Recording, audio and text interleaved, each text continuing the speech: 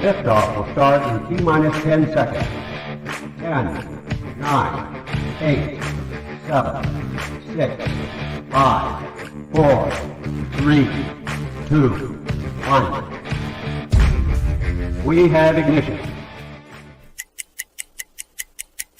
It's time! 17 seconds from Game 7 or from championship number 6.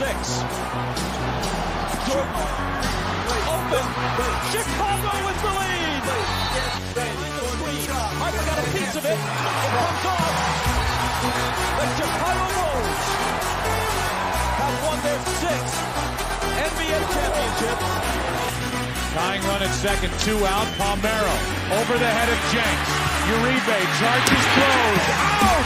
And the White Sox have won the World Series. To the far side around the 8-yard line to Hester. Under it and to the middle with the 15 to the 20. Breaks 3 to the 25 to the 30 to the outside. 40 midfield. 40 30 to the coast. 20 15. Hester 5. Oh! Touchdown!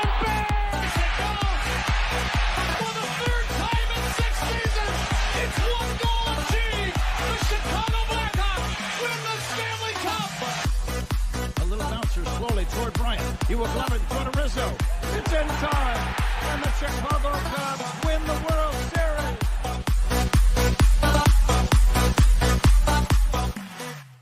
What up, what up, what up? Welcome to Shawn and Maya in the morning on this TGI Mickey Ficky Friday. It's the weekend, baby. And I'm your boy, the SuperBack, Shawn Sierra. Thanks for tuning in. If you're watching us on Facebook Live, well, then I guess you found us on Facebook. And if you're not following us on Facebook, what? Go to Facebook, type in Sports Zone Chicago, click the like button, and now you're following Sports Zone Chicago. Simple. But wait, there's more. Go to the show's page. Go to Shawn and Maya. Like that page as well. So not only will you be following Sports Zone Chicago, but you'll be following Shawn and Maya as well.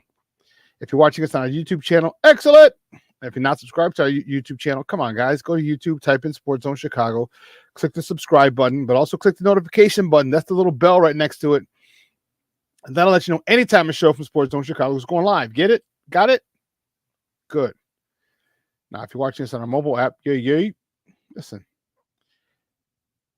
you got to know by now, we have a mobile app. And if you don't know, you better ask somebody. All right? Listen. So wherever you get your apps from, you go there, you download it, whether it's iTunes, Google Play, or Amazon, Walmart, Kmart, 7-Eleven, Zayre, Zemsky, Macy, Montgomery Ward, Weebolts, Woolworth, Gold Blast, doesn't matter. You go there, you type in Sports Zone Chicago, you download it. You take us with you on the go. So not only do you get Shawn and Maya in the morning 3 days a week, not only do you get other live shows throughout the week, not only are they archived there like they are on Facebook and YouTube, but I'll tell you what, we give you a slew, and I mean a slew of articles thanks to my man Clarence, Council the Third. Big up to Clarence for keeping your abreast of all articles Chicago sports related.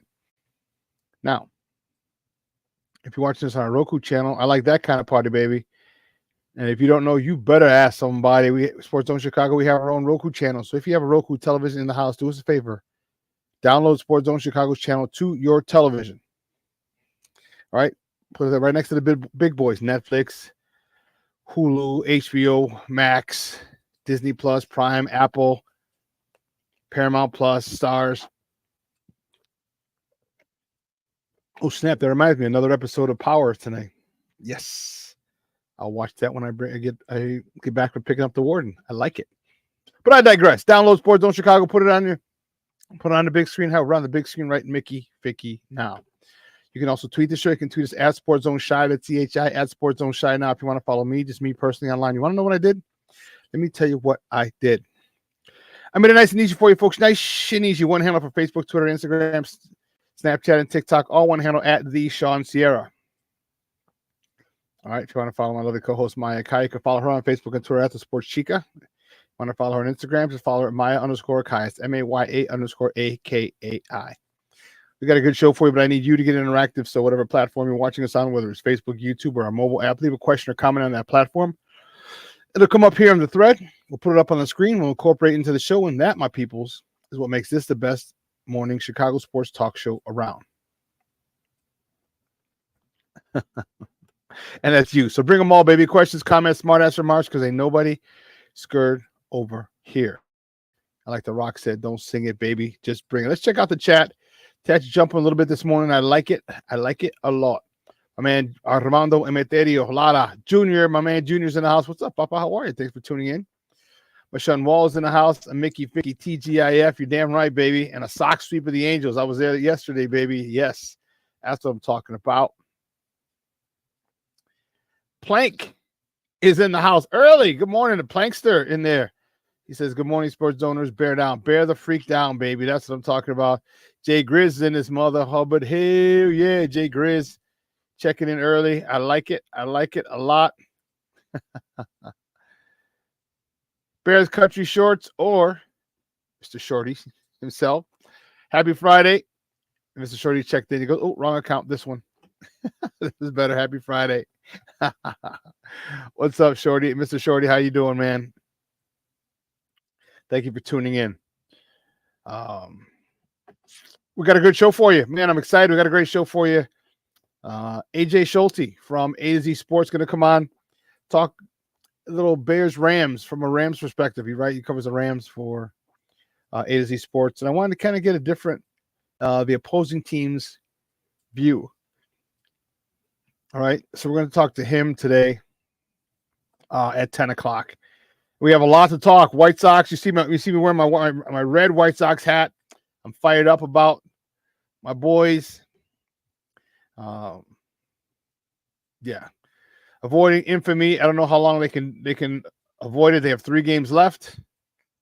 Let's see if they can do that. We'll find out. There we go. Better. We'll find out. They have 3 games left. We'll talk about that. And the Cubs.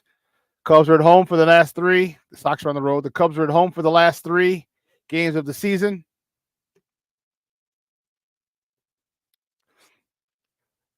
Jay Grizz. Okay. He says, SuperBack, we need some D Rose highlights on that intro, don't you think? You know what? Maybe we'll incorporate some of that moving forward. We will talk because that's, yeah. It's a sad day, bittersweet day. It was good to see him retire, but man, it brought back some memories, boy. It brought back some memories, did it not? Woo-hoo-wee. It brought back some memories. Oh, Dragic, what are you doing? Didn't you get the memo? Stacey King is a man. He is a man. Mr. Shorty, yeah, doing down there. You know what? You survived the hurricane. Good. I'm happy for you. I'm glad for you and the family. That's crazy, man. It was nutso down there. I can't even imagine how crazy it was. Just watching what they're saying on the news. But you know, to be going through it had to be even. Wow. Wow. But yeah, but my White Sox, you know, I'm excited. You know, and this is so White Sox. They'll lose game 1 today. They'll lose the game today, and it'll be like, really, guys? All right. I do like the fact that we refused to lose at home. But my question is, where the hell was this all year? Where the hell was this all year?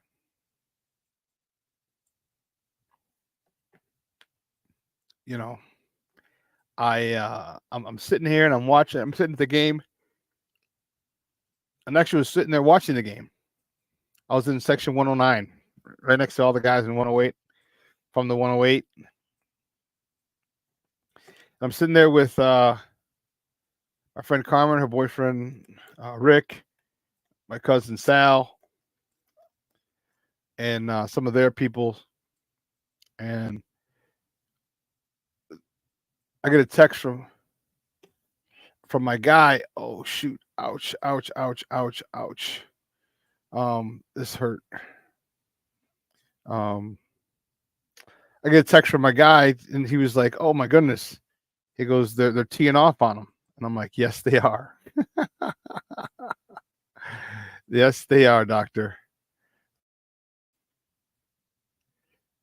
So I almost forgetted it. Let's get it going because we might have one more guest. I know he needs to check in with me. But guys, you know how we do the first segment of every show is called Top of the Morning. It won't come just when you want it.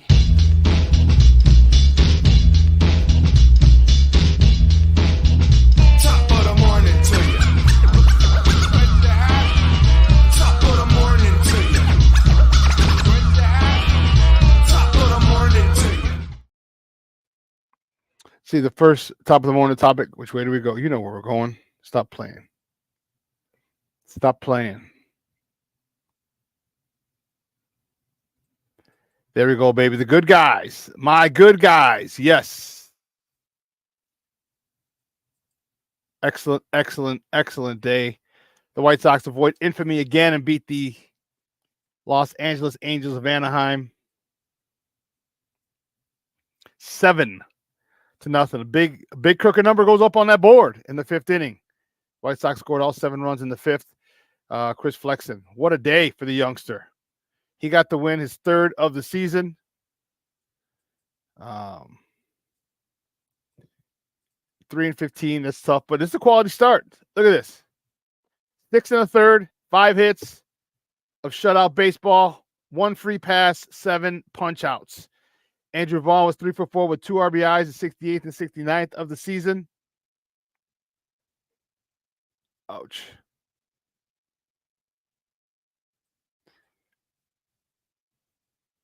And Lenine Sosa, 2 for 5. This dude's been hot. He's 2 for 5 with a double, his 13th, driving in his 31st, 32nd runs of the season. And let me tell you, I was just surprised. I just really couldn't believe how. I mean, they were hitting the ball like crazy. Zach DeLoach, he was 2 for 3 with 2 doubles, his 3rd and 4th double of the season, driving in his 4th run of the year. These youngsters are playing well, so they avoid infamy. I mean, they're tied for the worst record ever. All right, they're 39-120. There's 3 games left. Can they avoid being the worst? Because right now they're tied for the worst record with 120 losses.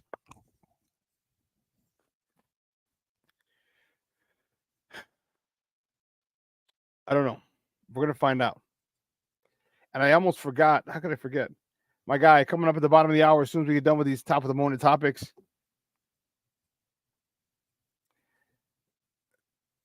My guy Emilio Bucks is going to come on and talk a little White Sox with us.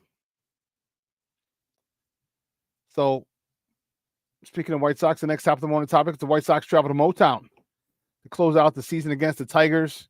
First pitch today is at 5:40 p.m. Central Time.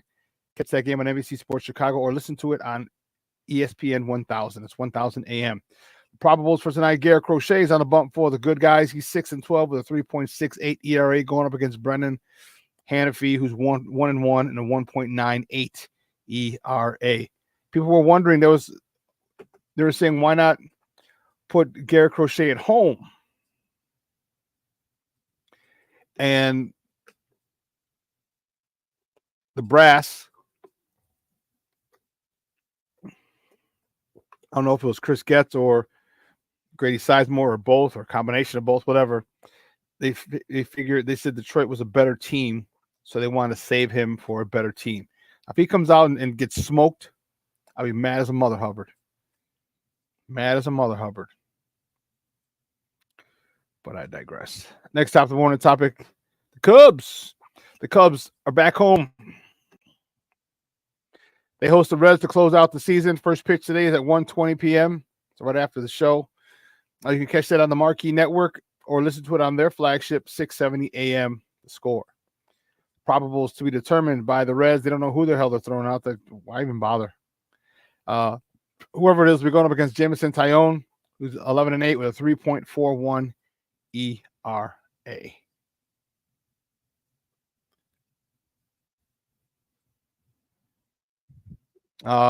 see what.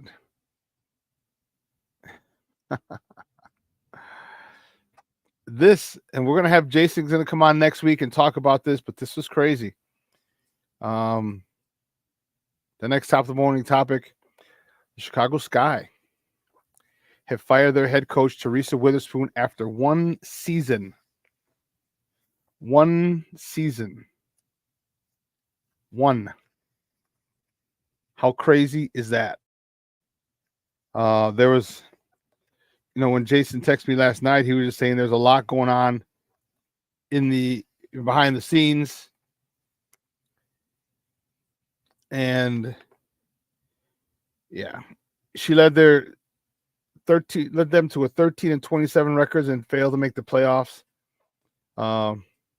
They regressed in her first season, in her only season, really. And according to Annie Costable from the Chicago Sun-Times, she wrote today, the biggest question left to answer is why. Players were outwardly supportive of Witherspoon throughout the year. However, during exit interviews, it became apparent there was some disconnect. The changing play style throughout the year, and mentioned the learning curve of being a first-year head coach. So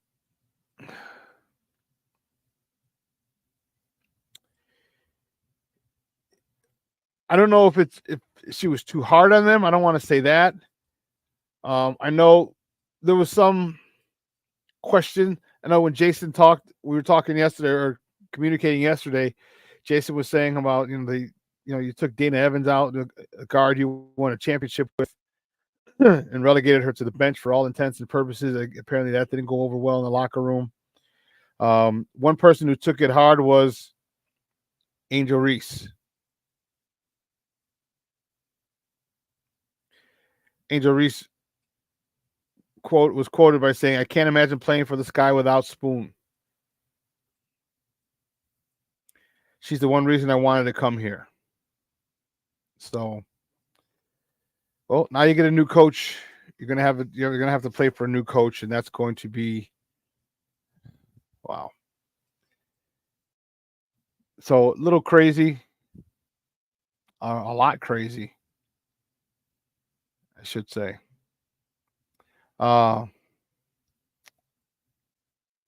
Next top of the morning topic, man, Chicago's very own Derrick Rose retires after 16 years in the NBA.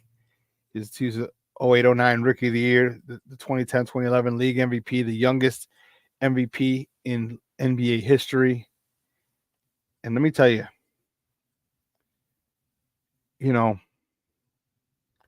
if you remember those Derrick Rose teams, my goodness. I mean, this kid was born to play basketball. He was born to play basketball. And the way with which he played it was Chicago through and through. You hear people talking about, you hear KD or KG talking about Derrick Rose, and he was like, he's on another level. You hear all these players talking about how D Rose was just so about basketball. And don't get me wrong, most other guys were about basketball, but they're like, that's in his blood. Like that was they realized it and were able to see it. And the highlights we had of him crossing people over, dunking on people, fadeaway jumpers, game-winning jumpers as he played for the hometown.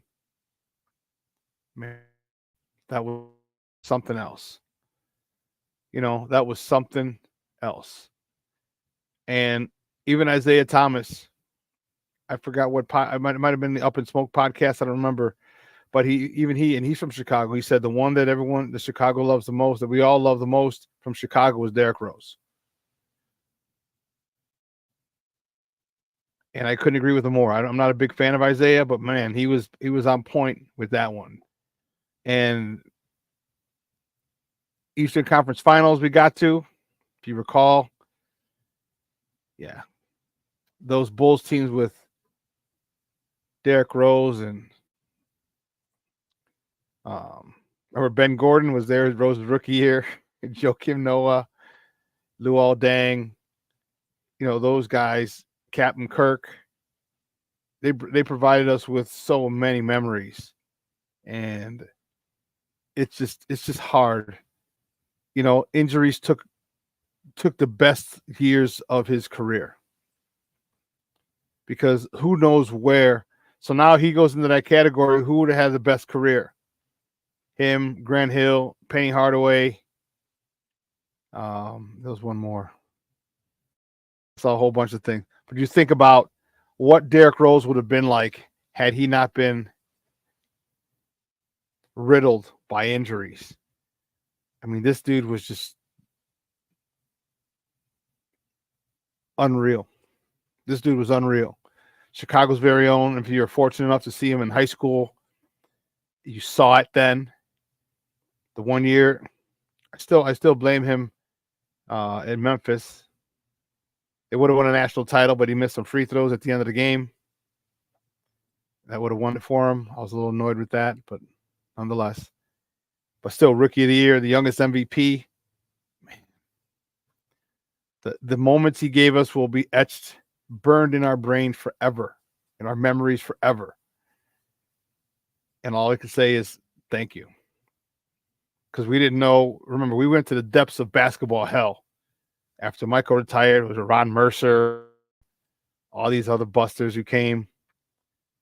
And we had to wait 10 years. 10 years to get him number 1 overall pick. And he reignited a franchise, a fan base. And see, the cool thing, the awesome part about it is, like, everybody loves basketball. And you can emulate, and that's the crazy part, is that everyone emulated Derrick Rose. Kids to the rec leagues, to the weekend warrior leagues. They really brought Adidas back on the map as far as shoes and swag and being a powerhouse in the sneaker game. He was influential, man. He was really influential, and a kid from the south side of Chicago. Man, all I could say is thank you for the memories, because, man, were they amazing. Well, listen, let's take a quick break. On the other side of the break, we're going to welcome my guy, Emilio Bucks, talk a little White Sox baseball. All right, avoiding infamy again. They did the dodge. They dodged it 3 times. Choo, choo, choo, choo. 3-game win streak. And what better way? Detroit sucks. That'd be awesome. And that'd be so White Sox too, though, if they decide to sweep the Detroit Tigers. Oh, it's crazy. Well, listen, keep it locked right here, folks. Emilio Bucks on the other side of the break, right here on Shawn and Maya in the Morning on Sports Zone Chicago.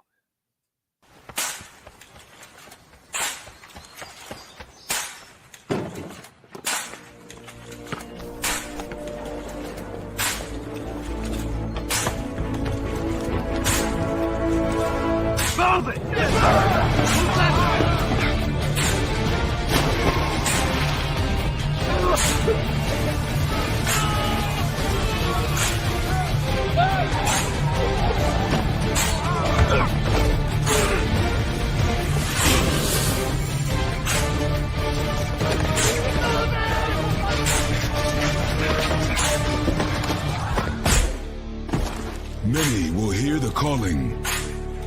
Few will earn the title. United States Marine. The few, the proud, the Marines. Hey, it's your boy, the SuperBack, Shawn Sierra, and be sure to follow Sports Zone Chicago on all social media platforms, on Facebook, Instagram, and our Roku channel. You can find us at Sports Zone Chicago, and on Twitter, we are at Sports Zone Shy. Also, be sure to download our mobile app so you can take Sports Zone Chicago with you on the go.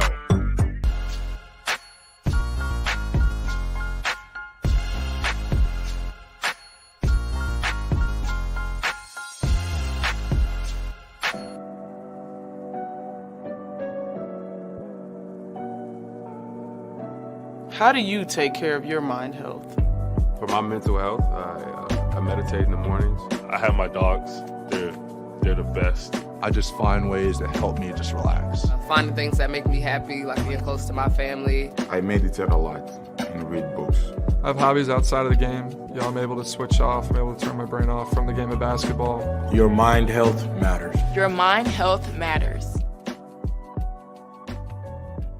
We are looking for a few heroes, mentors, trailblazers, innovators, a passion to change lives, spark curiosity, open hearts, and awaken minds, help students answer the question, who am I? This could be your calling, but this is no job. It's the journey of a lifetime. Be a hero. Be a teacher. Mental health and learning disorders don't discriminate. 17 million children and adolescents in the United States live with disorders like anxiety, depression, ADHD, and dyslexia. Less than half get the help they need to thrive. Help the Child Mind Institute change these children's lives. Visit childmind.org.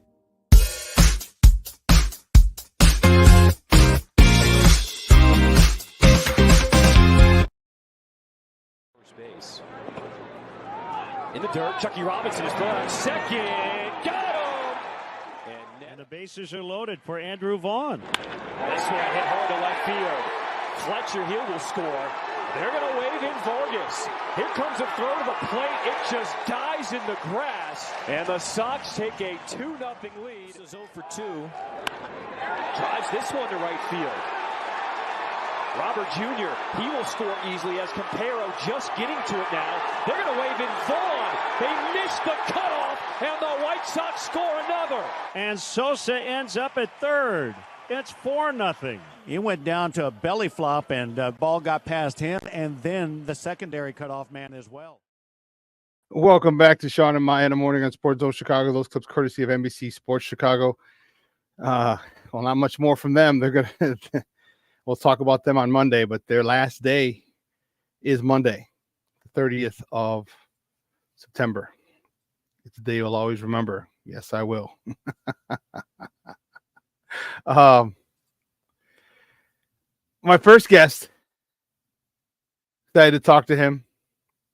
He's wearing his traditional hat. I'm wearing the red one. I'll probably change it when we have some Bears talk, but I'm a little excited. He's the host of the Plunked podcast, and you can find him. Ouch, my shoulder's killing me. Listen, let me tell you something. Don't get old. All right, don't get old. Getting old sucks.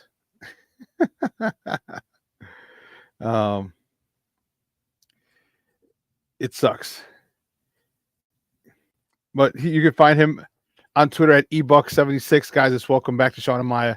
Emilio Bucks. Emilio, what's up, Papa? How are you? Good morning, my brother. How are you? I'm good, man. I am good. I'm fired up. I'm old. I got 2 bad elbows, but I'm here. So I had tendonitis or something in my shoulder, and I got to keep massaging it. So I didn't go to CrossFit all week. I figured I'd rest it, and it helped a little, but it still hurts. Still a little tender. Still a little tender. So actually, I meant to go do it the other day, and I'll probably do it today and do it for the weekend. Is go get another massage gun and just massage gun myself. But yeah, don't get old, bro. It's not.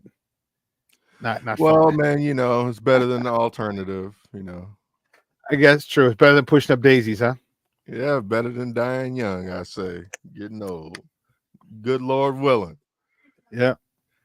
Well, big game yesterday. Our boys 7-0. You text me, you're like, dude, they're teeing off. I'm like, hell yeah, they're teeing off on this. I was like, where the hell was this all year? Hey, man, I'm hyped.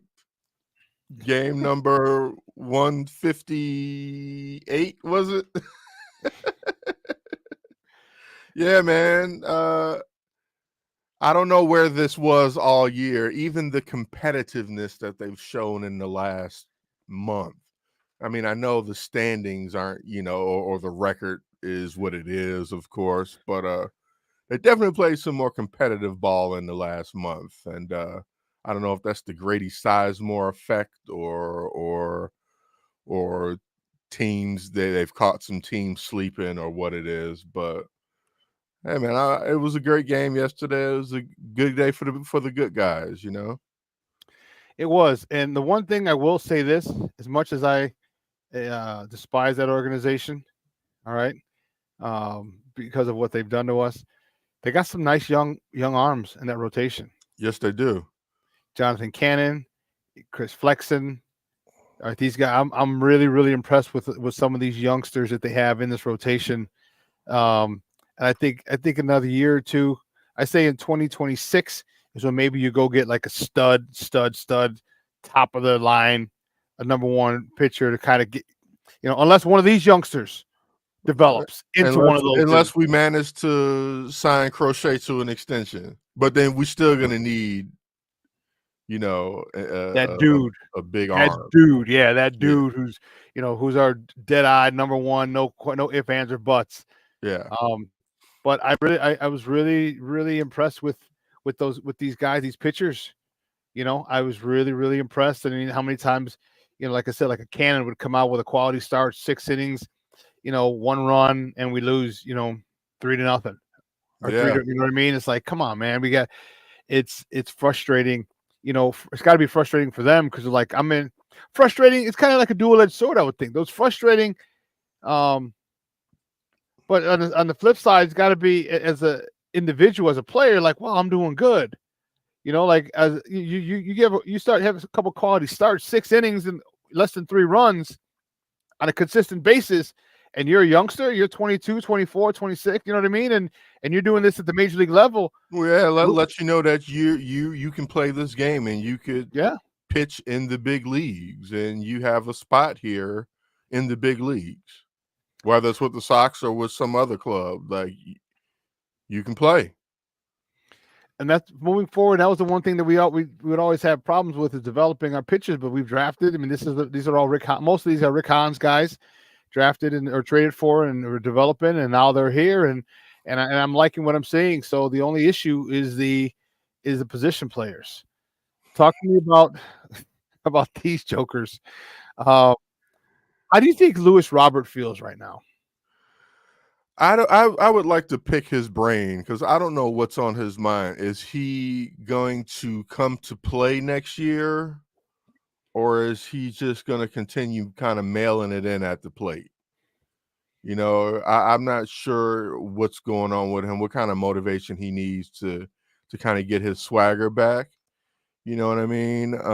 Yep. I would love for him to still be a part of the organization, but he's got to show us a little bit more. He's got to, quit swinging at those down and outside pitches. Got to, the attitude and the way he carries himself, it is what it is. A guy's personality is what it is, but I just need to see a little bit more from him, and I know, he's in a tough situation. He was a part of a team that had high expectations and high hopes, and part of a team that won 92 games just 2 years ago or whatever it was. Mm-hmm. And, and now he's a part of the wrong side of history with this team that he's on now. And so I think he just needs to put his head down and focus on being a damn good ball player that he has the capabilities of being. He needs to focus on, I hate to say focus on the back of the uniform, the name on the back. But if that's what you got to do to get up and come to work and give 100% every day, then that's what he needs to do. Because if he wants to play on this team, he needs to show more. If he wants to be on another team, he needs to show more. You know, for him, he's a guy that I feel bad. I feel the worst for. All right. He's got so much talent, and he lost like his comfort zone. He lost Abreu, right, who's a mentor to him. Mm-hmm. You know, they traded away Eloy. They traded away Tim. Yohan, he was on vacation for most of the season. You know what I mean? He's so all the people he grew up with and he came up in the minors with. I mean, he didn't come in the minors with Abreu, but you know, with Yo-Yo, with Eloy, with even TA, like they're all gone. And the high hope, the high expectations for this guy were debilitating. Like everyone talked about him being the next Mike Trout, 5-tool player, his ability, and we've seen. The talent is there. We've seen it. We've seen his ability at the plate. We've seen his ability to knock it out of the park. We've seen his ability to steal bases. We've seen his ability to cover everything from the Wisconsin to the Indiana border, and even he added jumping over the fence to start catching ball, bringing home runs back too in the last season or so. Right. So the guy's game is complete. It's just not consistent. And I think, and I wonder if he's depressed.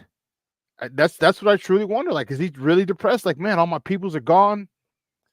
You know, and I wonder, if that's really what's creeping in on him. Because, and let's not forget, you look at he's from Cuba, all right. And as much as that, for all intents and purposes, Cuba's a third world country, all right. When you got all the millions, remember I told you before, once a lot of these guys got the millions, they're set. Their family they're set few generations. Yeah. So you figure, I think maybe it could be a situation where, he's got his money and then all his people are gone. So battle with that is crazy. Like, and it's guaranteed. This is baseball, so his contracts are guaranteed. So he's going to get all this money, and I just wonder if that's a combination of what's happening. Because when he focuses, man, Lord have mercy, like he's unstoppable. Well, Shawn, I certainly hope that isn't the case, that he's just mailing it in at this point. I'm still willing to kind of give him the benefit of the doubt and just say he's just in a funk this year. We saw what he's capable of last season being his most complete season, health-wise and productivity-wise. And he's got some soul searching to do this offseason.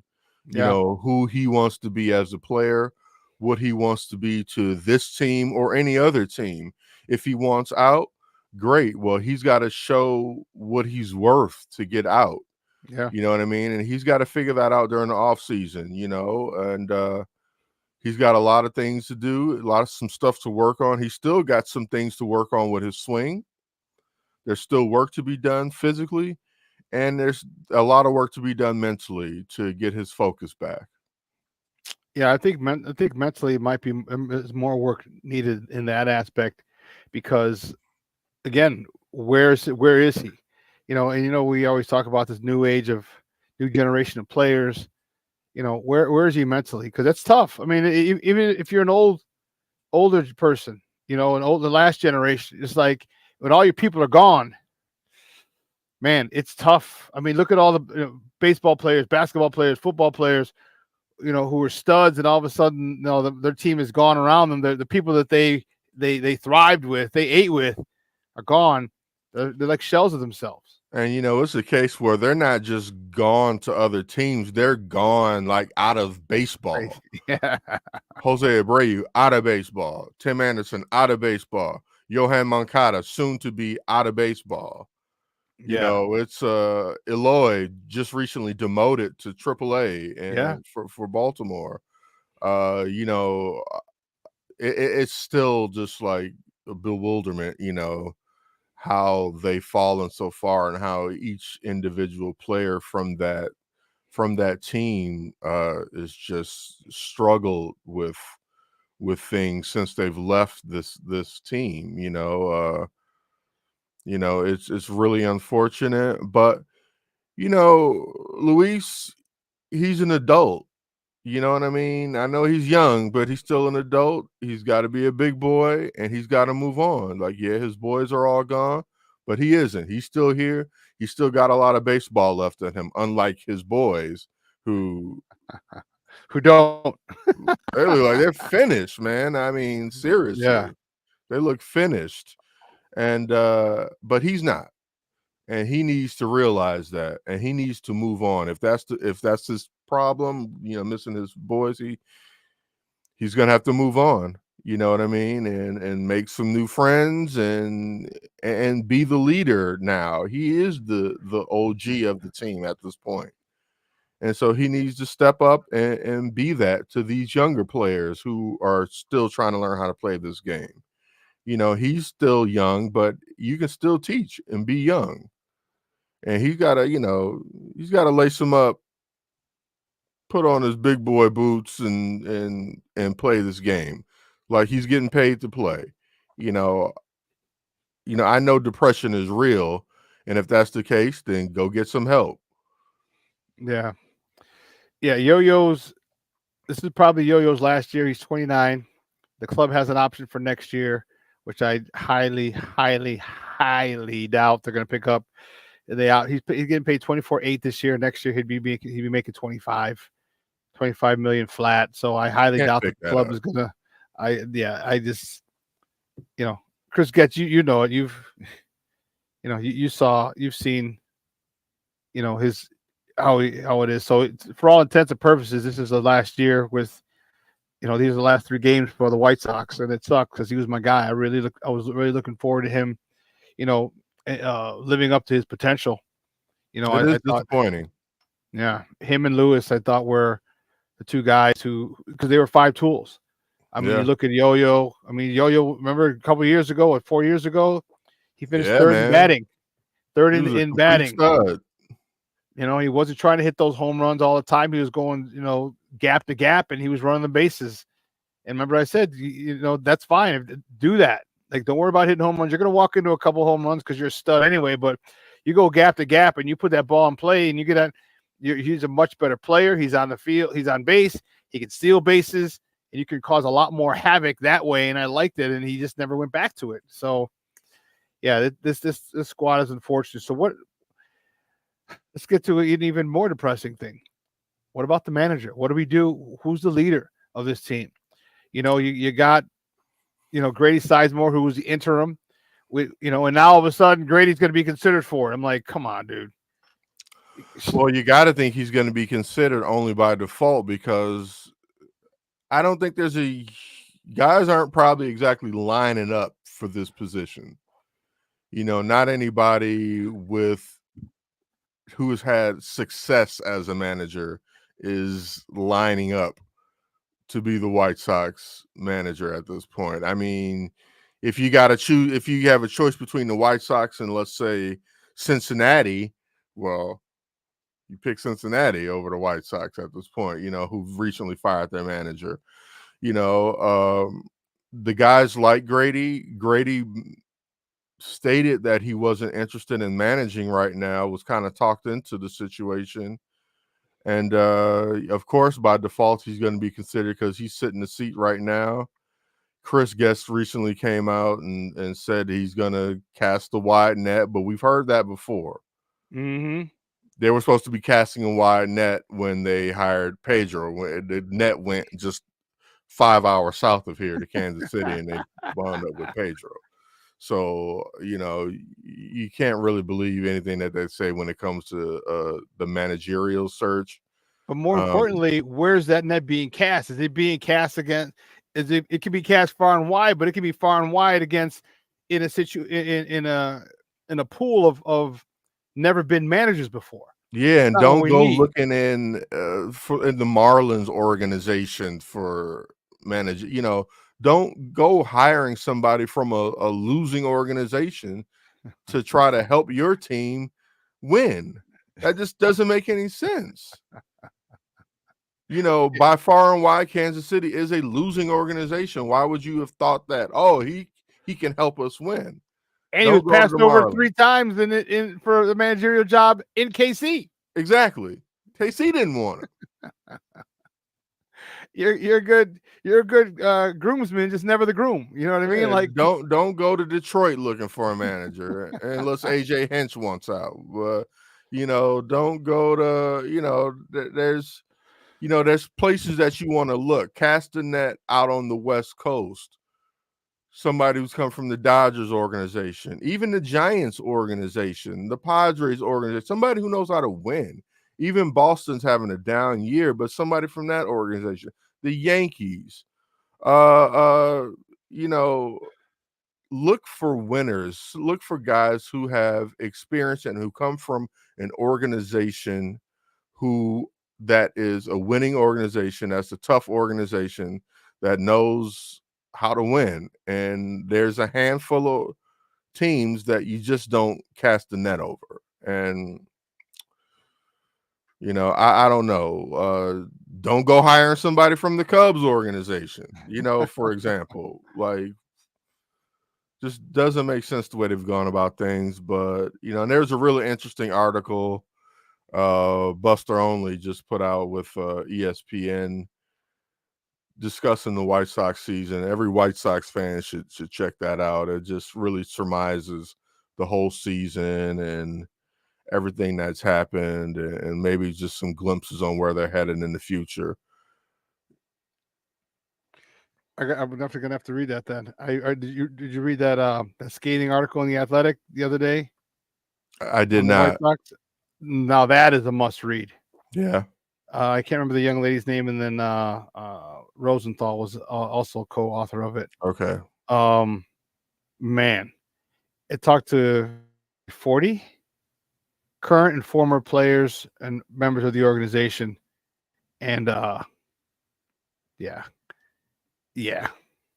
If you hear people talking about the plane, like they got it, they're one of the first ones with a plane, and they still got the same plane. It's like the plane has 8 first-class seats. Oh wow! So Tony La Russa definitely had one of those. He probably had at least 2 of them for him and his goods. Yeah, a couple bottles.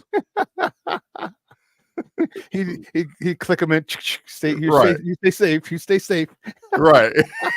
That giant bottle of Grey Goose. I highly suggest you go read it, man. It's really good. My question is, who's going to want this gig? Because how are they going to continue to run this organization?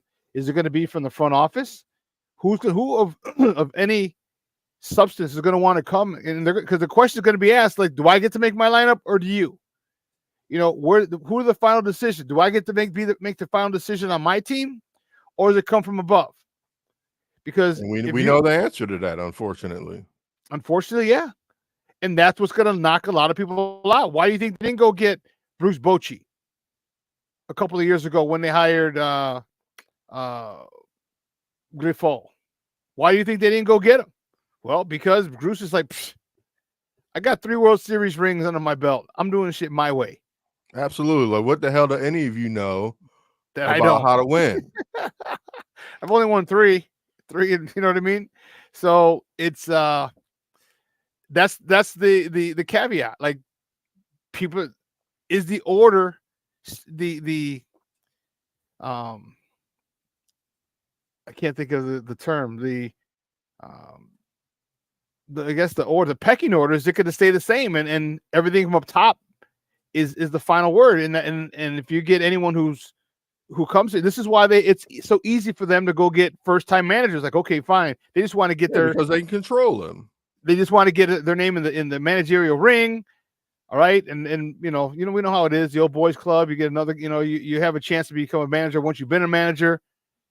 So yeah, I don't know what they're doing or how they're going to go about this, but I went to far more games than I want. Only reason I went yesterday was because my guy gave me free tickets.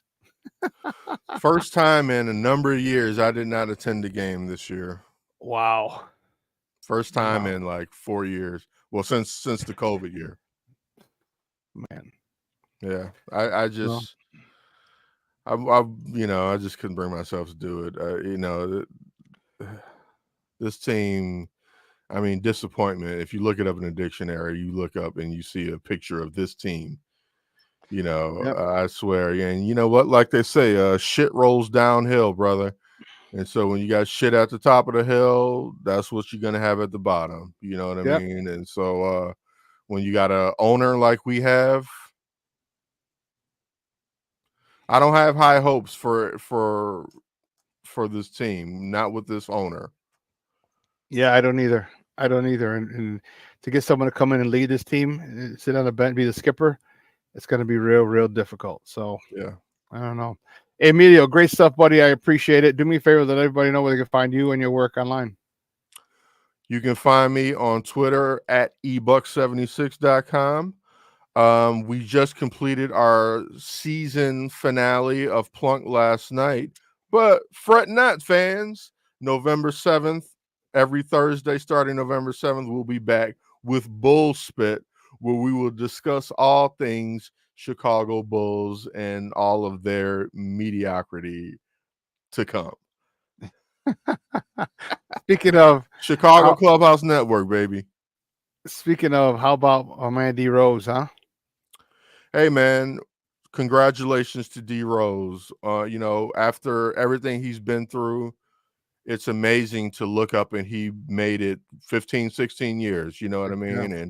And he went through a lot of hard times, man. He went through some tough stuff, and he's a warrior, man. He's a true Chicagoan, a true Southsider. He fought and he kept fighting. You know what I mean? And he never gave up.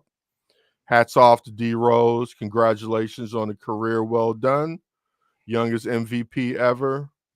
I'm disappointed the Bulls weren't able to sign him to a one-day.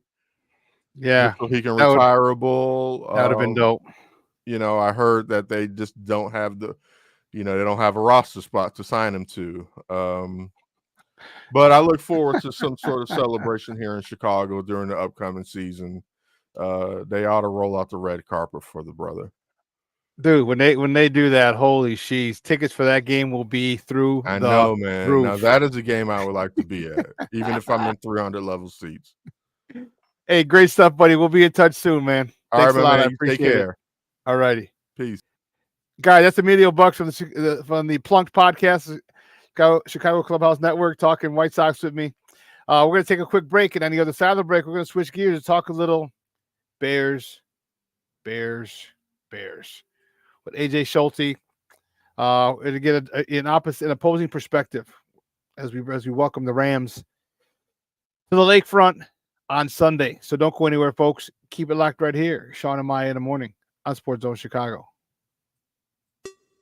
Hey, it's your boy, the SuperBack, Shawn Sierra, and be sure to follow Sports Zone Chicago on all social media platforms, on Facebook, Instagram, and our Roku channel. You can find us at Sports Zone Chicago, and on Twitter, we are at Sports Zone Shy. Also, be sure to download our mobile app so you can take Sports Zone Chicago with you on the go. Time out. How are you feeling right now? Happy? Excited? Angry? Overwhelmed? One of the best things you can do for your mind health is to name what you're feeling. It can sharpen your awareness and help you talk about your feelings with someone you trust. Here are 3 questions to ask yourself. Where are your thoughts right now? In the past, the present, the future? Do you notice any sensations in your body? Is your heart beating fast? Is there a flutter in your stomach? Or are you fully relaxed? What do you need right now? Time with others? Time to yourself? Remember, there's power in this awareness. So find ways to identify what you're feeling today.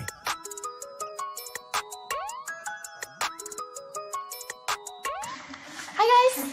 Hey. Hi, Megan. Hey, Jessica. Megan, you're a tramp. Brian Fitch told me you guys made out. Everybody knows. He said your breath smells like garbage. And he almost puked. He says you're the most desperate girl he knows, besides your mom. How many boyfriends does she have anyway? Lots? Your makeup makes you look like a clown. That zit is huge, zit face. Ugly.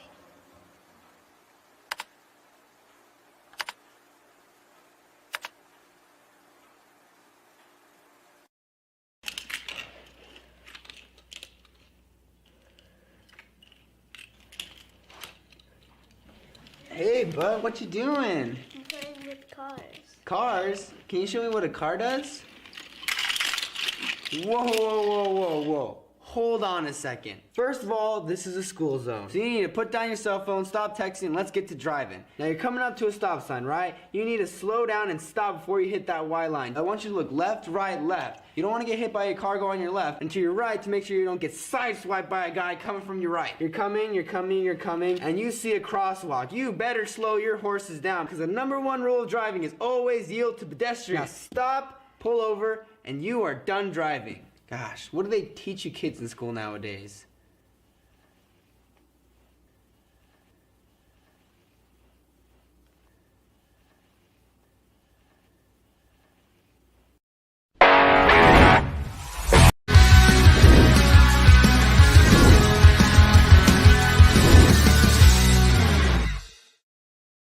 Chicago 1 for 6 on 3rd down. 0 for their last 5. Williams steps up, throws, locates Johnson. Johnson with a nice move, and he picks up the 1st down. Oh, what a great job after the catch by Roshan Johnson. A gain of 11. Williams floating one for a doomsday on time. What a throw by Caleb Williams. 3rd and 4. Carter trying to pinball his way forward, and he does. 3rd and 4. Williams. And that is Komet. And he lunges forward. Welcome back to Shawn and Maya in the morning on Sports Zone Chicago. Those clips courtesy of CBS. Those were the Bears, baby. Our Bears from last Sunday in Indy. The game that they handed to us on a silver platter, and we refused to take. Oh. Oh boy, we're two opposite ends of the spectrum on this one. My next guest, first time here on Shawn and Maya in the morning. He's with A to Z Sports. We're going to talk a little bit of Bears Rams, and I'm excited about it. You can find him on Twitter. Hold on, at AJ Schulte FB. Guys, it's welcome for the first time to Shawn and Maya, AJ Schulte. AJ, what's up, buddy? How are you? Hi, thank you. I'm doing well. How are you doing? Good. Hold on. I don't know why it's not coming up on the screen. Are we good now? Okay. No, holy sheesh. Can you guys see him on the screen? I can't. Is it? It just has. Is it just black? No, it's not even. It's not even. It literally just has your name at the bottom, right where. Wow, this is weird. This is literally the first time this has ever happened. Holy cow. Let me. This is really, really weird. Your video is not up. It's not even like.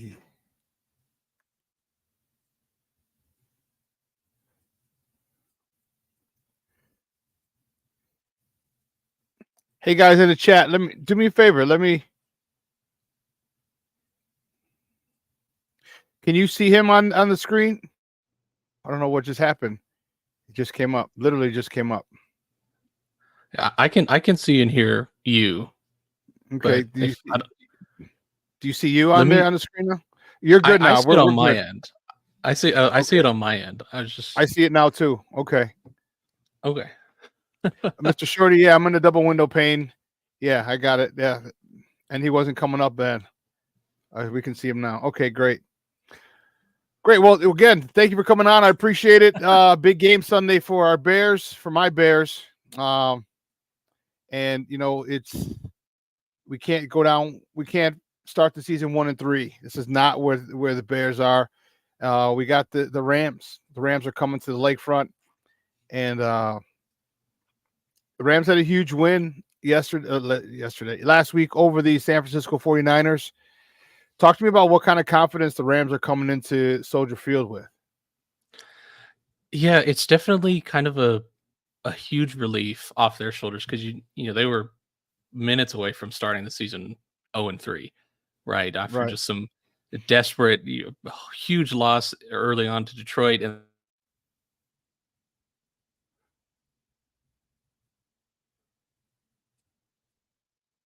like almost exhausted, but like exhilarated at the same time, and just in terms of like he was just so amped up. Obviously, the Rams 49ers is a deep rivalry. So to be able to Mhm. come back and get that win is huge. And now they're like, okay, we've got the losing bug off of our shoulders. Let's turn this into some momentum. And I hope that doesn't play out, because you have a guy who's very familiar with us in Matthew Stafford, Right. and from his days in Detroit, and we're looking to get back on the winning ways. What does Matthew Stafford have to look forward to?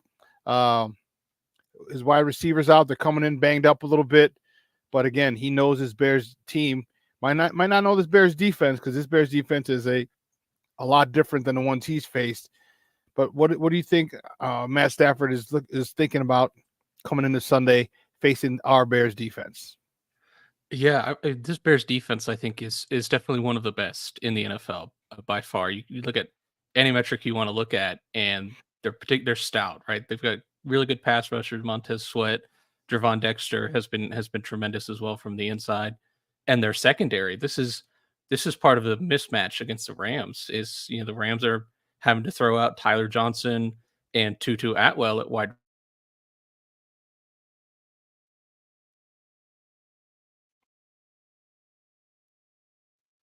into a really good slot nickel corner, and Tyreek Stevenson is tremendous on the other side, really productive on the ball. And so for the Rams, last week they switched their approach to running a lot more 12 personnel, two tight end looks against San Fran. And that was how they kind of got the run game going. And from there, they can kind of peel off and start to work more on the concepts with Matthew Stafford on play action, taking those deep shots. The issue is the Bears defense against the run is really good. And I don't know if you necessarily want to keep in 12 personnel, because the Bears are legitimately three deep at line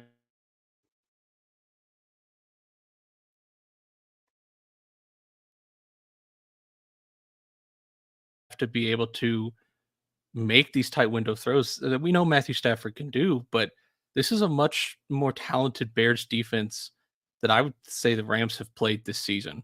Obviously, very, very well coached on that side of the ball, and just a physical group, especially at the linebacker room. And so the Rams just have to be careful that they're not making mistakes, because they're going to have to find ways to score on this defense. This defense is pretty stout.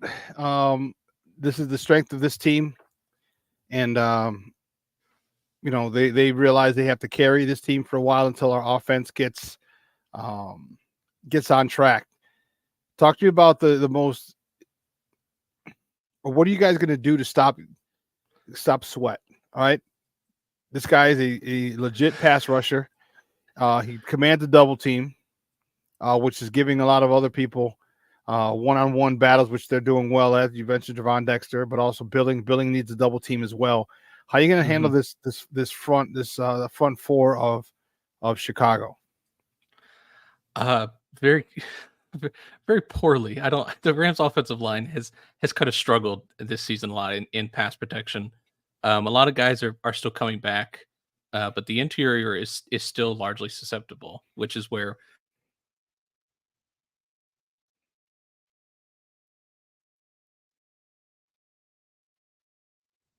Rams now with a guy like Montez Sweat, I think you're going to kind of see more of the 12 personnel stuff with just to give the tackles somebody else to help out in pass protection, whether it's just they just chip Sweat and that gives the tackle enough time to get set. They just flat out double team him, right? And then you're going to see Matthew Stafford, I think, on the move a lot, getting him out of the pocket so that these pass rushers can't just tee off, because the Rams tackles, right now are both still at average at best pass protectors.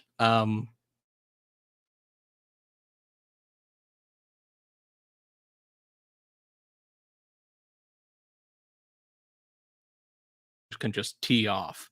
on these tackles and pin their ears back and go rush the passer. And that's worst case scenario for the Rams. That's from your lips to God's ears. I'll tell you, because we need a good game from our defense to really help our offense. We need short fields. I think that's what really hurt us last week. That's what hurt us last week. A turnover deep in the red zone for us, where we had a tight end, our tight end Cole Kmet blocking Latu, the kid from UCLA. He goes around him, strip sack, recovered, forced fumble, recovered, allowed them to score. So, this is one of the things that we need to do. Our defense needs to set up a short field for our offense. Our offense has had a tough time scoring, and for whatever reason, there's been a disconnect between Shane Waldron and Caleb, and hopefully we're able to get this ship righted, because we have talent at the quarterback position, although as a rookie. We have talent at the wide receiver position. We have talent at the running back position. We have talent in the tight end position. We have talent throughout it. The biggest issue is our offensive line. Who should we be worried about as Bear fans on this Rams defense? Because last week, everyone and their mama was coming through our Swiss cheese offensive line. Who should we worry about? Thank God Aaron Donald's no longer there, because otherwise I'd be really concerned. But who should we be worried about on this as Rams defense? But the Rams have a couple really talented rookies. Jared Verse so far looks like the defensive rookie of the year front runner. Very talented getting into the backfield. His biggest issue is he's just not finishing plays and turning the pressures into sacks, which is not a good thing when you play Caleb Williams, because Caleb is fantastic at eluding pass rushers.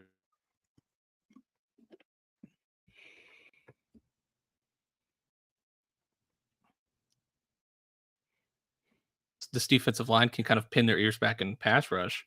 Verse and Fisk play off of each other so well that they're able to just create havoc. And because of their skill set on one side, they're freeing up Byron Young on the other side, who leads the team in sacks and is able to kind of get the cleanup reps of Verse and Fisk destroying elsewhere. And then obviously Kobe Turner is tremendous on the inside as well, really gifted pass rusher. But this is also an area of weakness for the Rams, because they're not great against the run up front. And so this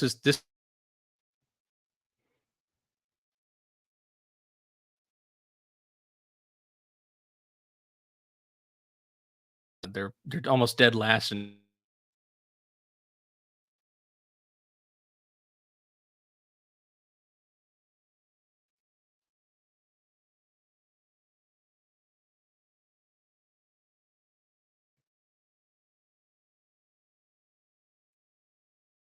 AJ, you with us? Your audio went out.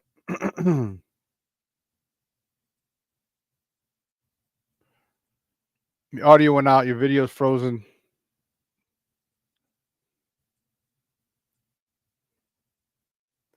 Could you do us a favor and send you a message in the private chat? Could you check it out?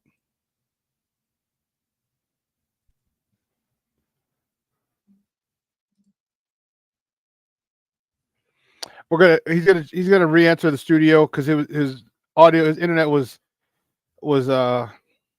weak. He was cutting out, and his video, he was frozen. So we'll see how this. There you go. Back, are we good? We're good. Yes. Oh, we got motion. We have motion, baby. Motion. Woo! It must be man. It must be man. They're in man. Yeah. So talk to us. You cut out a little bit when you were talking about your defensive line and with Jared Verse and the rest of the squad. So talk to us a little bit about your defense and our offense. Yeah, it's the Rams defensive line is not, I mean, they're really gifted pass rushers, but it's the issues in the run game that have really plagued the Rams so far this season. They're virtually dead last in every metric you could think of in the run game. And so if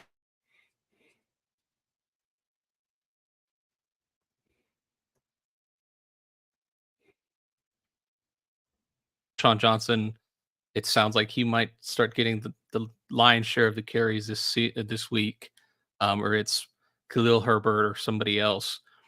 This presents an opportunity now because the Rams defensive line just is not stout against the run. Well, apparently we're having problems with running the ball. So it could be a futile attempt. It could be a comedy of errors when we try to run. You know, we were facing the Indianapolis Colts last week, who had given up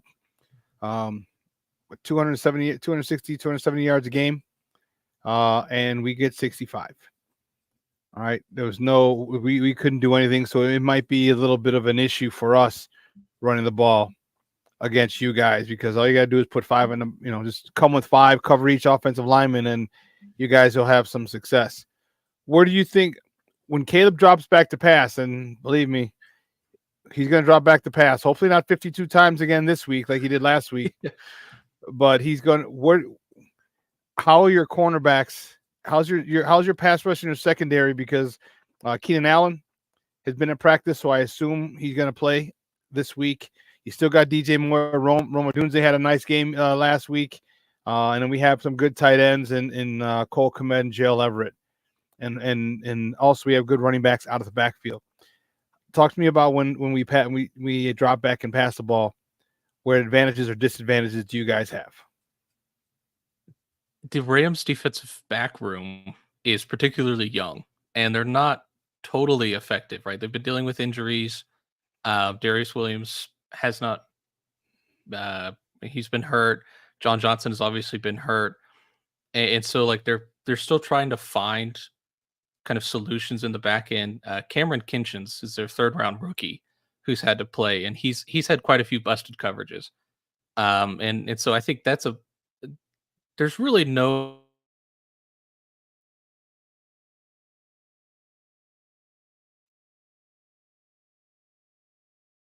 there's plenty of opportunities available for the passing game. I don't think anybody on that Rams team can really cover Odunze down the field. And they've kind of struggled at tackling in space, which is where DJ Moore has been so effective throughout his career. It's just the manufactured touches, getting him out in space and letting him do damage after the catch. The Rams have struggled in every game this season so far at being able to stop guys in those scenarios. And so the Bears have their opportunities, definitely offensively, to kind of pick at these.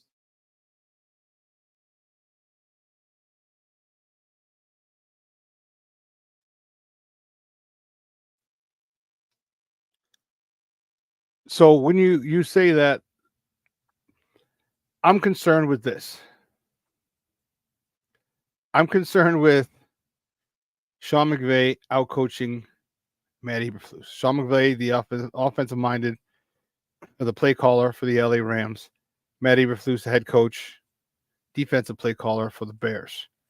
Our defense is obviously our strength, but I have concerns with Eberflus outdueling Sean McVay. You think you guys think what kind of advantage do you think you have in that matchup? It's Sean McVay. I think part of his biggest strengths is being able to get the most out of every player that shows up for the Rams. He's been really good at just figuring out what works schematically, right? Tutu Atwell, I think, is the best example of this, how they're able to pick and choose how they use him, and he's make the most of his opportunities when he's on the field.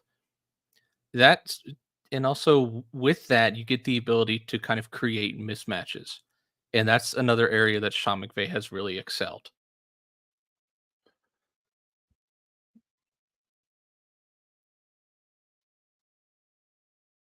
Defense is so good. I think McVay's timing with that has been one of his strengths over the years. And so if you're worried about like a mismatch, it would be there. It would be in the case of McVay just finds something, because he's a mad scientist at being able to just find one little tell or one false misstep, and all of a sudden it's a 45-yard gain. Right. And obviously when you have Stafford, who has great chemistry with McVay, terrific, able to read the defense as well, established veteran.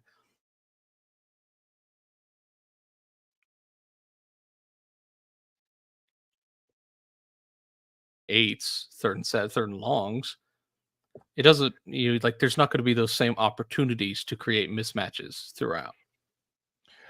Yeah, but for you guys, I can see the mismatches, but who are you trotting out as receivers again? And I know you mentioned a couple, but can you kind of go over that again? Because I think that, Nakul was out.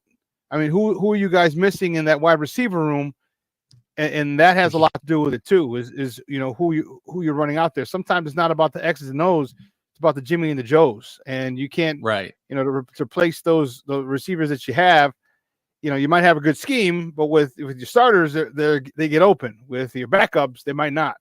So who's out for the Rams, especially the wide receivers?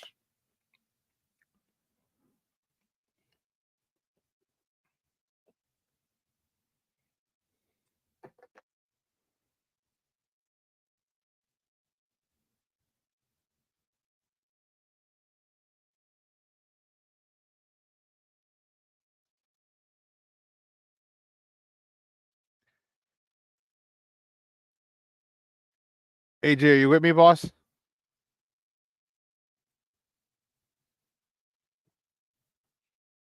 Are you with me? Because your audio went out again. We'll have him chime in one more time.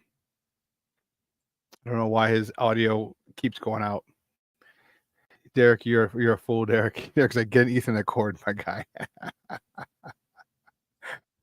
First, I thought it said card. The cord. Oh, that's crazy. Yeah, I'm concerned. I'm really concerned. I'm really concerned about this. I don't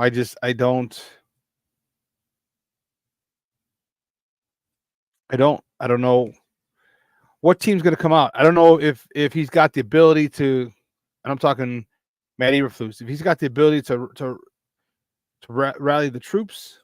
Can you rally them and get them to play above their heads, or get them to play to a level that is elite? That's the thing. That's the question I have. Can he get them to rally? Can he rally them to get them to play to an elite level? The defense, yes. Offense, I've had my issue. All right, I've talked about it.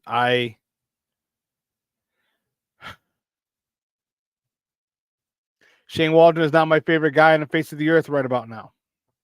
Okay. I told you I don't need any help making myself look like a fool. I can do that well enough on my own. I stood up for this guy, I vouched for this guy, and now he looks like he's a rookie play caller. But again, I will give him till this week. If he's able to make adjustments, okay. If he's able to get this thing, in the right direction. Here we got AJ for another couple minutes. See if we can get. I am so sorry. Can you guys hear me?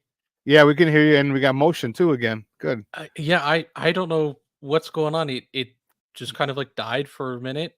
It said there was no internet, and now it's back. So I'm so sorry. I did not anticipate that I would have.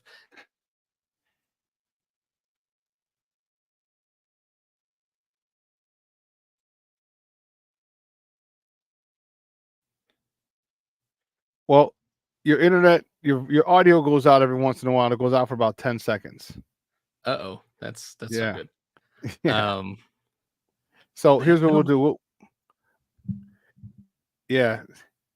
I don't even know what it believe me, I've been there with I've dropped out in the middle of my show a couple of times. Okay. And it's like, yeah. But it seems like you're good for a moment. So we'll wrap it up. Let's figure out. Give me your thoughts on give me your prediction, final score. You're coming here. You're riding high. You're missing some people. You got a really excellent head coach. but you're coming up to face a good defense with a head coach who's not and an offensive coordinator who really hasn't figured out how to use his personnel. Give me your thoughts. Yeah, it's definitely. I think it'll be a low scoring kind of game. Uh,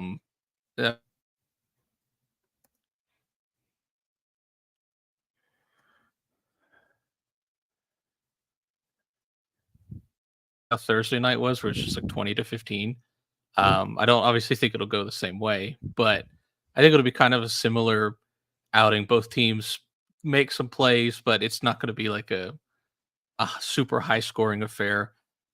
And, I think for the Rams, this is a tough game. You had an emotional high last week in the comeback game, and now you have to get settled and get right with a lot of young players and get your head in the game to go travel on the road, take on a tough Chicago Bears. And for the Bears, like now you're trying to get right, on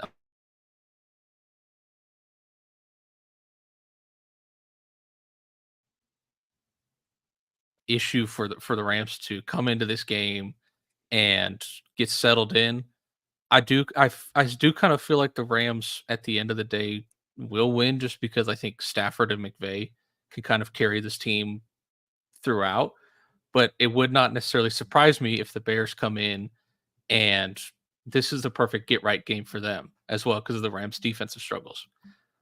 So I definitely feel like it'll be a close, kind of hard fought game throughout. You got a score? Oof.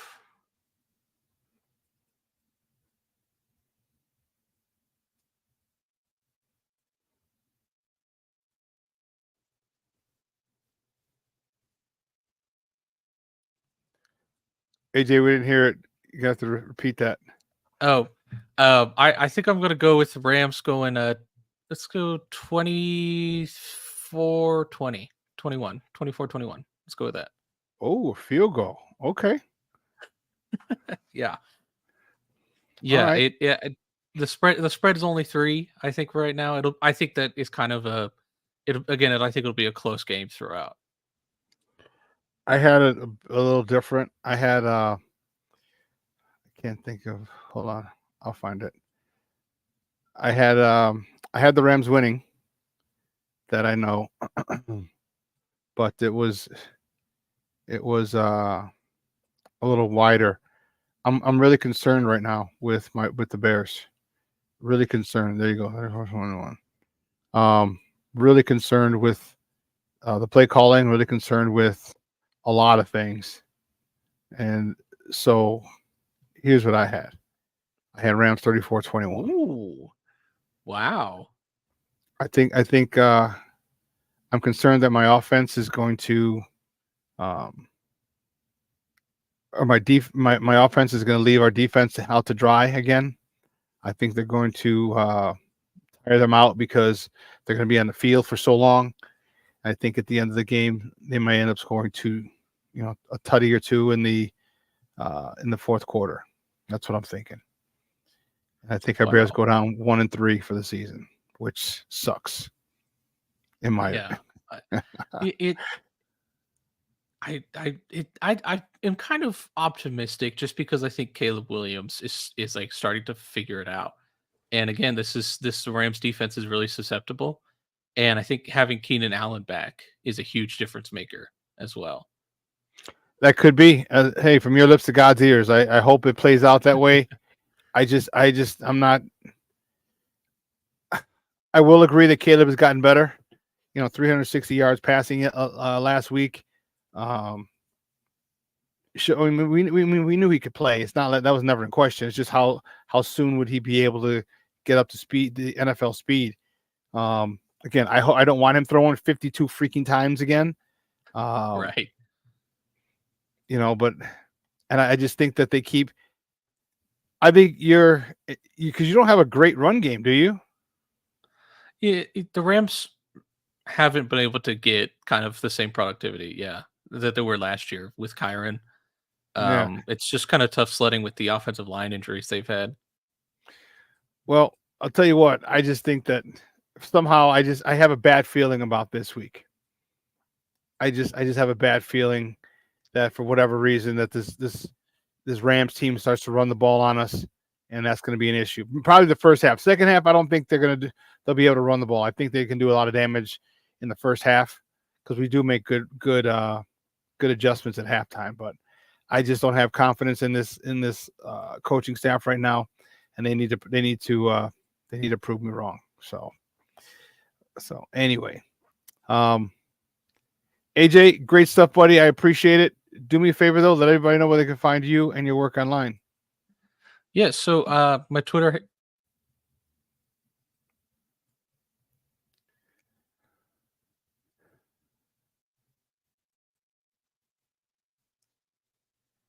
Did that come through? Hopefully. No, it went out. You cut out. You said my Twitter. Oh and my it went out. gosh, that's this is awful. My Twitter handle is at AJ Schulte FB. That is SCHULTE. And you can find all my content at A to Z sports.com. Hey, good stuff today, buddy. I appreciate it. Okay, thank you guys for having me on. I'm sorry again for the internet issues. I'll get it fixed for sure. Sounds good, man. Have a great weekend. Alrighty, thank you. Take care. Alrighty. Guys, that's AJ Schultz from A to Z Sports talking Bears, and it was unfortunate it was going in and out. I'm concerned, man. I really am. I'm really concerned about this game. DC says, I think the Rams are going to catch the Bears smoke this Sunday. I hope so, man. I hope so. I don't know.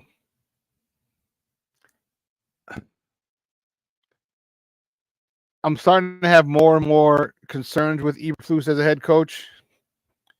But if Caleb continues to progress, and again, remember, development is not linear.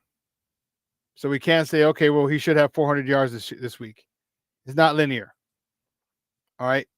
Will our defense have any turnovers? Will Stafford will Stafford turn the ball over to us? I don't know. Will we take the ball away? I mean, turnovers and takeaways are but it's happened. Like, is the turnover a change of possession? Is it because of the quarterback or the offense or the defense? All right, you can catch the ball's in your hand, and all of a sudden you get popped. The ball pops up. That's a takeaway. You strip the ball. That's a takeaway. All right, turnovers is when it's the offense's fault. Same thing it goes down as turnovers or takeaways. You could but for me, it's how we get them. Did we do it, or is it their fault? Don't get me wrong, I want them all, but I'm concerned. This Rams team,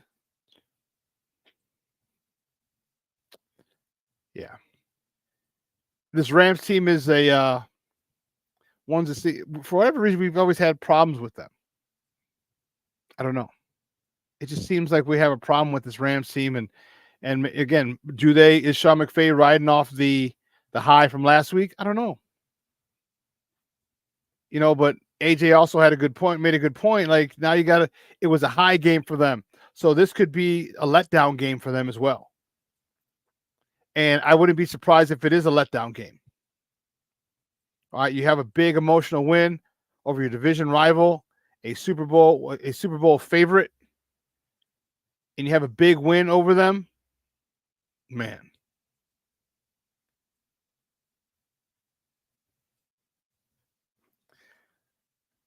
Foster Covers, what's up, Papa? How are you? Thank you for tuning in. I appreciate it. It says Bears best win game and next 5 or 6. The back half of the schedule is tough. Carolina's not a gimme if Dalton starts as well. I agree with you.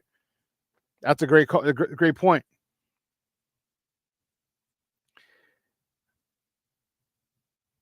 That's going to be a revenge game for Dalton. That's going to be a revenge game for Dalton if he starts. And I don't know. I don't know if the Bears are, but the reason it makes it so difficult is this defense. This defense can play, but they can't play all, we can't be on the wrong end of time of possession. Our offense has to possess. We have to possess the ball a lot longer than the other team. If we do, our defense is almost unstoppable. We don't. If we 3 and out, 3 and out, 3 and out, 3 and out. Yeah. Foster, I get it. I agree with you. You have. Well, even when you go and you look at the schedule. All right, let's look at the schedule again real quick. All right. With the Rams, Carolina's not easy. If Dalton starts, the Panthers, that's in London. Then you come back to Washington. You got to bye. And then you come back from Washington. Jaden Daniels is looking really good. The Cardinals do Kyler Murray and Marvin Harrison Jr. figure it out. And the Patriots we should destroy. And then you're right. Then that tough half part of the schedule kicks in. Luckily, it's at home, Green Bay, at home, Minnesota. Before we go on the road to Detroit, on the road to San Fran, on the road back to Minnesota. Bring Detroit back home. Seattle at home. And then Green Bay on the road to finish the year. So, yeah, we got to win. Remember, I was saying earlier, 6-3 I'm good with. 7-3 I think we can get, but I was assuming that they were going to get that Colts win.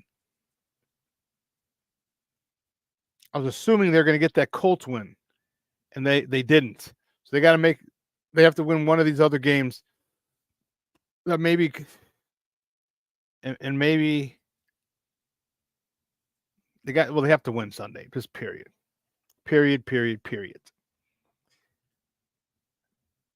Not happy how this has played out.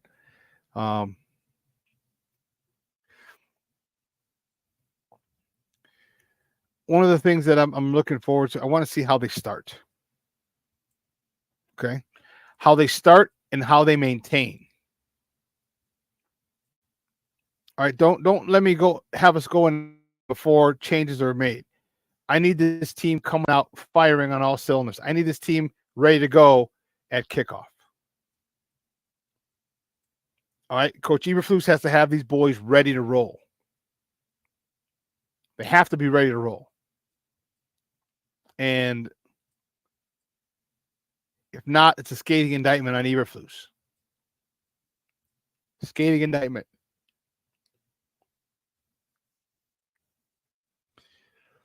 So what do we? I still have the Rams winning, sadly. But AJ might have kind of convinced me that the Bears got a shot. I mean, the Bears do have a shot. It's not this, but it may. And this is going to be a continuing thing for me, because I don't know if the conversation will move me enough to say, okay, I think the Bears can win or will win. They can win. I don't know if they will. I just got to. Do we continue to see growth from Caleb? Do we see improvement on the offensive line? Because if we do, and we see growth with Caleb, then we got a really good shot. Really, really good shot. But you got to give him some pockets.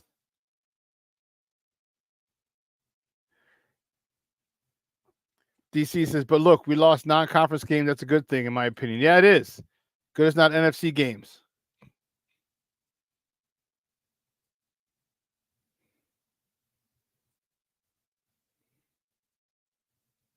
Mr. Shorty says, all these gimme games before the season seem so tough now.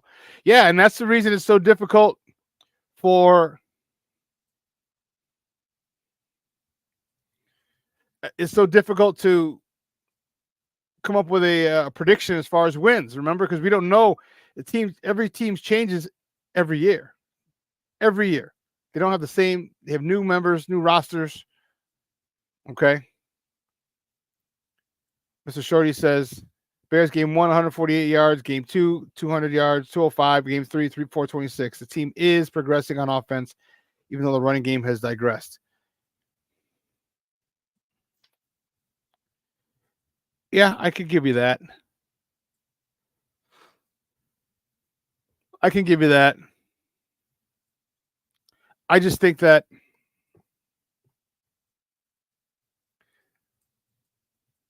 I don't know how sustainable that is. With him going.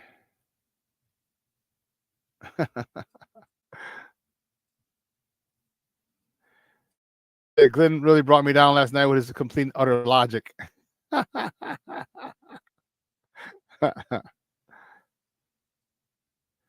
King Booker World, you're right. King Booker World says, I need an opening drive score. The Bears need to do this.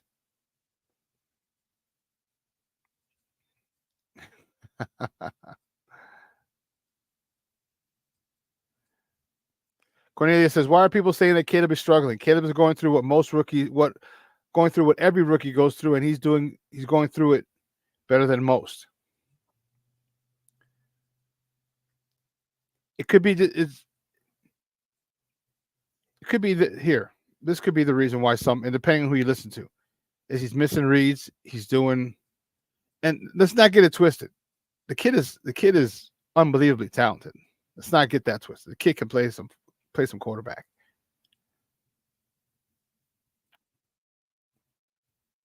It's just you want to see some throws, and I think some people there's and you take it with a grain of salt because everyone's remember this kid is a rookie, but he's doing some good things. Okay, some things that are probably ahead of where other people or some people thought he would be. He's missing some throws. His feet have to get set, but a lot of times when his feet aren't set, it's because there's too much action around his feet. All right, penetration. All right, busted coverage. A busted assignment. Excuse me. So there's a lot of different factors that lead into that.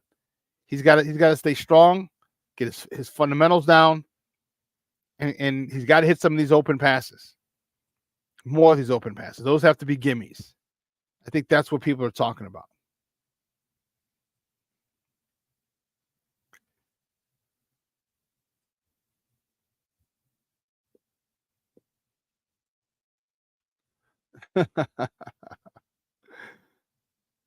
Well, listen, one of the things I wanted to talk about, we're talking Bears here, and I get it. But one of the things we talked about it earlier was D Rose retiring. I'm really, really, really, I'm happy for him. And I'm sad that he's no longer in the NBA. I really miss those times of him, and I just wanted to kind of pay homage.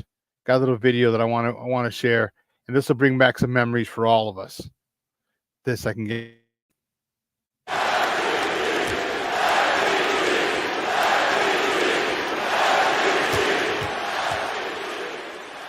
With the first pick in the 2008 NBA draft, the Chicago Bulls select Derrick Rose from the University of Memphis. I play with my heart. I'm playing on the highest basketball level in my hometown. 36 points and 11 assists for Derrick Rose in about as good a rookie playoff debut as you will ever see. Whoa! Stop it! Stop it! Do not do him like that! Did you not get the memo? Derrick Rose can go upstairs! Why not? Why can't I be the MVP of the league? Why can't I be the best player in the league? I don't see why. Why?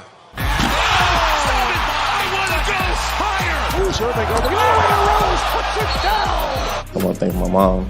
Think about her when she had to wake me up, go to work, just making sure that I'm all right and making sure the family is all right.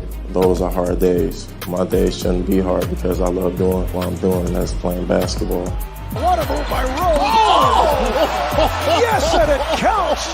Fade away. Let me step back and kiss myself. Oh my MVP time! Rose trying to get open, fires away. Bang! It's over! The Bulls win at the buzzer!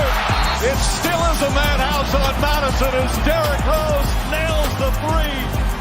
And the Bulls take it over.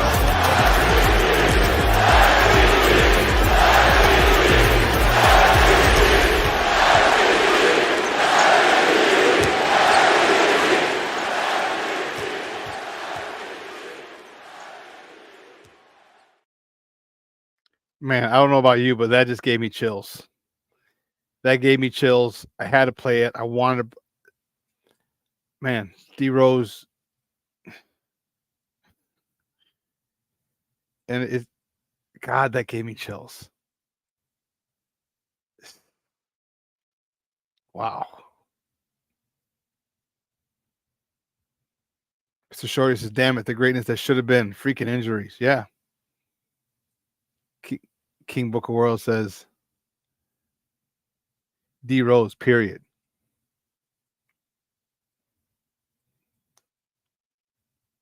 Yeah, that was. So I think they should retire Derek's number. Wow.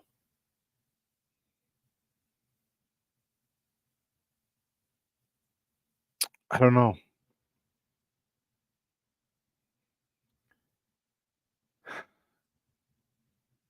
I say yes. I say yes. Retire his number. Jay Grizz, yes, the Bulls should have signed him so you can retire a Bull. Yes, I agree.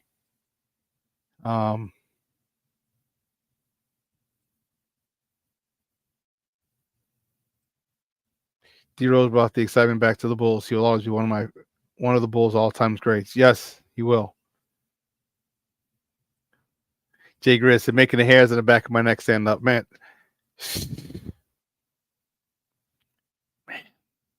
Those are some times, man.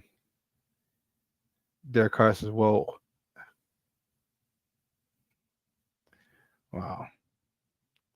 Yeah, great kid as well. You know, and that was the one thing that was cool about his story was, you know, his brother Reggie, you know, protected him and sheltered him from that gang life. And, you know, he got a pass on the South Side. You know, he could kind of go anywhere. And everybody knew who he was because of Reggie. And, you know, he got a chance to not have to deal with that sort of life. Those, you know what I mean? Those types of things.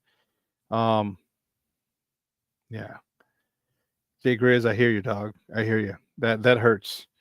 Seeing it is it's exciting, but it also brings to mind, like, man, what could have been? Like, imagine had he been able to win an NBA title. You know what I mean? Here in Chicago, if he'd have brought the hometown kid, brings a title here, that would have been an unreal feeling. He's already, you know, king of Chicago. You know what I mean? And for him, if he would have been able to do that, it would have been unfreaking real. Glenn Morgan says yes to retire his number. And see, we love football. All right, baseball divides us, football unites us, but basketball unites us too. And basketball is a little more relatable to people because everybody can't play football. Okay, everyone has not played football. Everyone has played basketball, and the thing is, you can play basketball by yourself.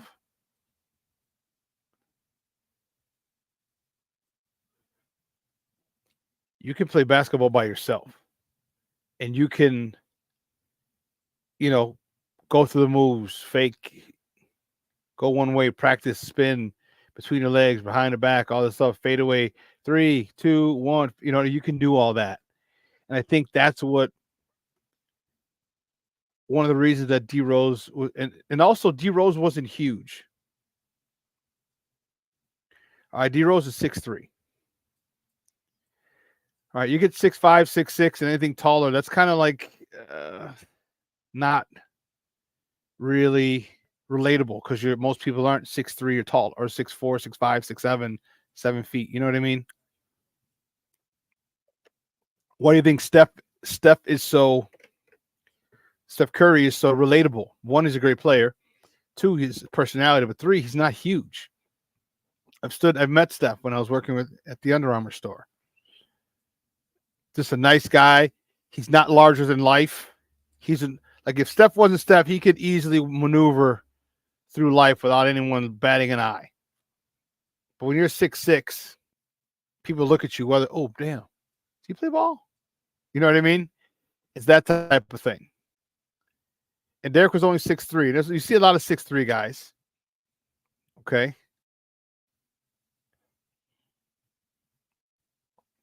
You see a lot of 6'3" guys. And so that's not larger than life.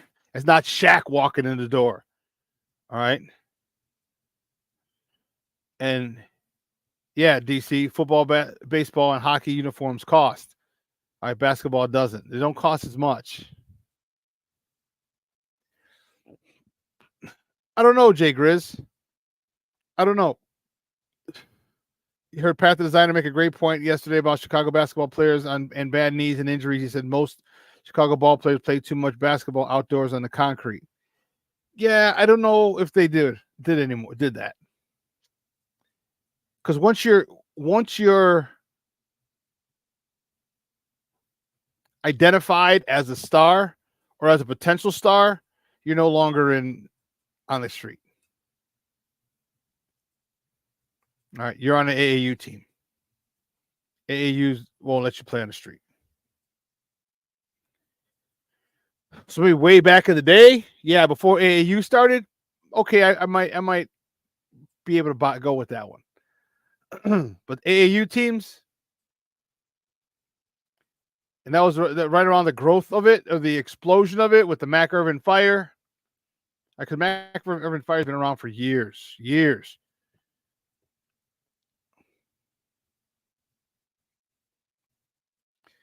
Yeah, because hooping on the outdoor courts is rough. Let me tell you.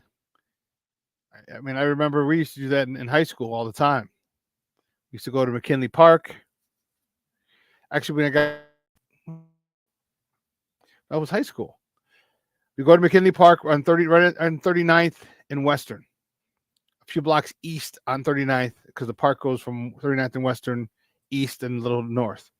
But if you go west or eastbound on 39th, right across from the not from the old board is down there. But anyway, there's a basketball court right next to the field house. Some lights.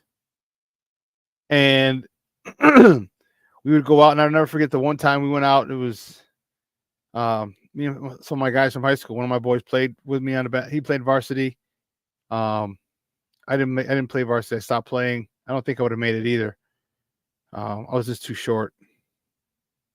But we went out there. We ran them courts, man. We ran them courts that night. And what was really cool back then was the cops would roll by every half hour or so. Just to make sure nothing was popping off. And we're talking like 12, 11, 12, 1 o'clock in the morning. And the cops really, because remember, the park closes at dusk.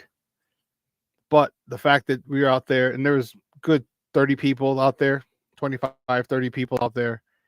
And you see just guys waiting. And we won like 5 in a row. And after the first 2 teams started combining and making all-star games, all-star teams and stuff, and it was crazy. Yeah, back in the day when we in high school. Oh man. I hope he gets in the Hall of Fame. I don't know if he will. I know Coach Thibodeau put out a statement yesterday talking about he put out a statement yesterday talking about the Hall of Fame career of Derrick Rose. I don't know if that is the case. I just don't. Yeah, I don't know. I think he's a star. I think the Bulls should retire his number. But I don't know if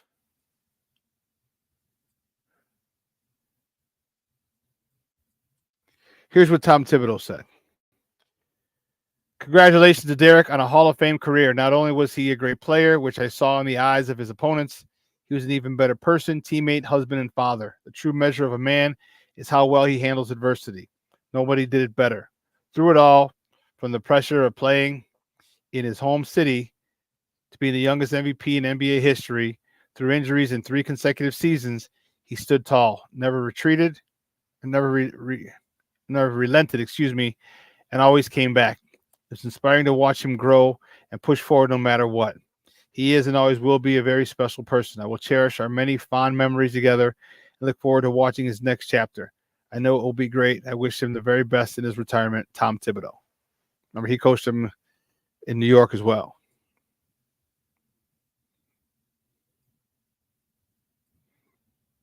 Man, that was tough. I got choked up a little bit watching that. Watching the D Rose clip. I got choked up a little bit because it brought back a time. You certain things, it's like music. Like music takes you back to a certain time. And watching that video takes you back to a certain time of D Rose where this young kid from the south side of Chicago took the NBA by storm. All right, Rookie of the Year, the youngest MVP in the history of the NBA, and he's ours. Unequivocally, he's ours. Mike was a man, but Mike's not ours. Mike was born in Brooklyn, raised in North Carolina. So what does he claim North Carolina home? Okay, cool. So he technically isn't ours. He was ours when he came to the Bulls, but Derrick Rose was ours. He's born and bred.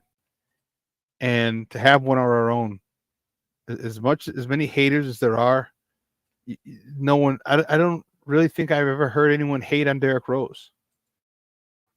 All right. The story was great. Like I told you, how his brother Reggie protected him from the neighborhood, and he was just a nice guy. Just a nice guy. And it was tough. You did too, huh, Shorty?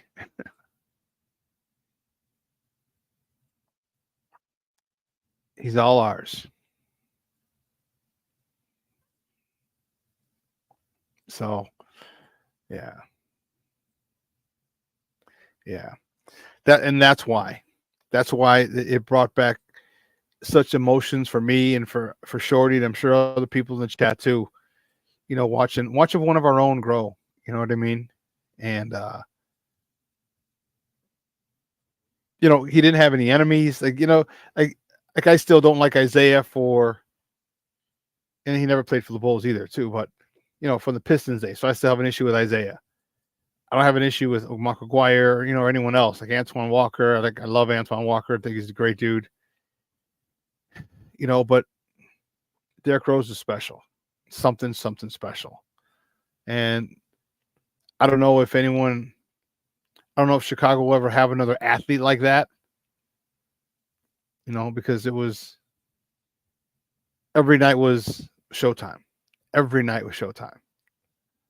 And the grit that he played with was reminiscent of Chicago. He had that hardcore blue collar, no quarter asked, no quarter given. You know what I mean? That type of mentality, that hard hat, lunch pail mentality. You see him, the hard work that turned into unbelievable success.